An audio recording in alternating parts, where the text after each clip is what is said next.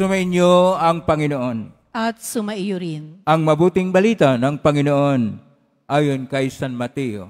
Papuri sa iyo, Panginoon. Noong panahong iyon, sinabi ni Jesus sa kanyang mga apostol, "Humayo kayo at ipangaral ninyo na malapit nang maghari ang Diyos. Pagalingin ninyo ang mga may sakit at buhayin ang mga patay. Pagalingin ninyo ang mga kitungin at palayasin ang mga demonyo. Yamang tumanggap kayo ng walang bayad, magbigay naman kayo ng walang bayad. Huwag kayong magdala ng salapi, maging ginto, pilak o tanso sa inyong mga lukbutan.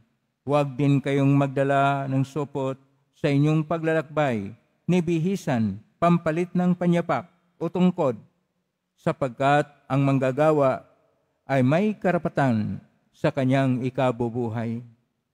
At saan mang bayan unayon kayo dumating, humanap kayo ng taong karapat-dapat pakituluyan at manatili kayo roon habang kayo'y nasa lugar na iyon. Pagpasok ninyo sa bahay, sabihin ninyo, maghari nawa ang kapayapaan sa bahay na ito. Kung karapat-dapat ang mga tao sa bahay na iyon, panatilihin ninyo sa kanila ang inyong bati. Ngunit kung hindi, bawiin ninyo ito.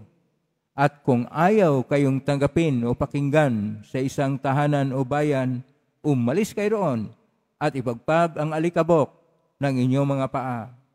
Sinasabi ko sa inyo na sa araw ng paghukom ay higit na mabigat ang iparusa sa mga tao sa bayang yaon kaysa dinanas ng mga taga-Sodom at mga taga-Gomora.